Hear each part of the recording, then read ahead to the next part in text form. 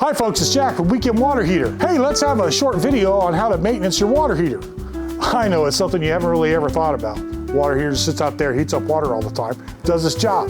But you know what? If you maintenance your water heater annually, it could save you thousands of dollars and add years of life to your water heater. So let's look at how to service your water heater. First, we're gonna go out and we're gonna get ourselves a good old garden hose. Stretch it out into the driveway. You don't want to dump the water into your grass.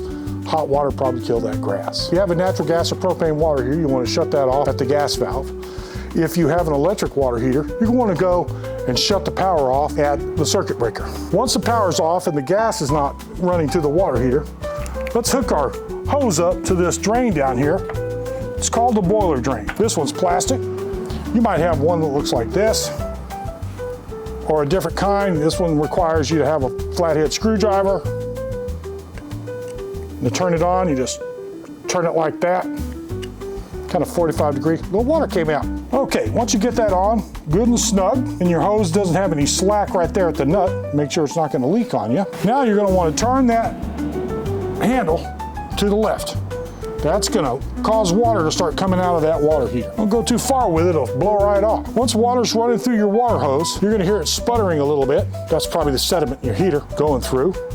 And once it's running full blast, then you know you're good to go. At that point, it's a good idea to hop up here, turn the water off by moving the handle perpendicular to the valve. If you have a gate valve on your water heater, it has a handle on top, a little round pinwheel that you would turn to the right to turn the water off to your water heater. We want to come and trip our temperature and pressure relief valve lever to allow air into the heater so it'll drain.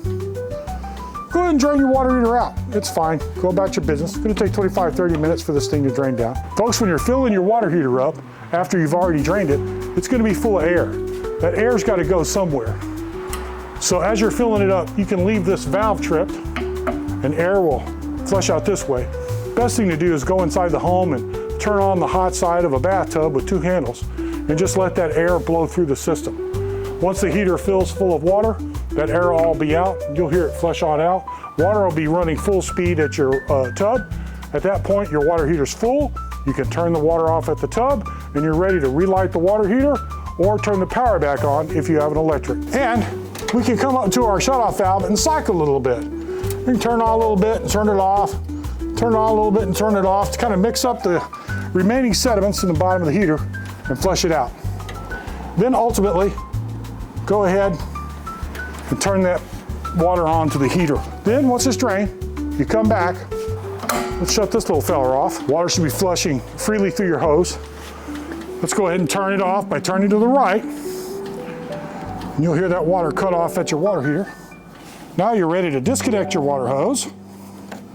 And you, my friend, have flushed your water heater.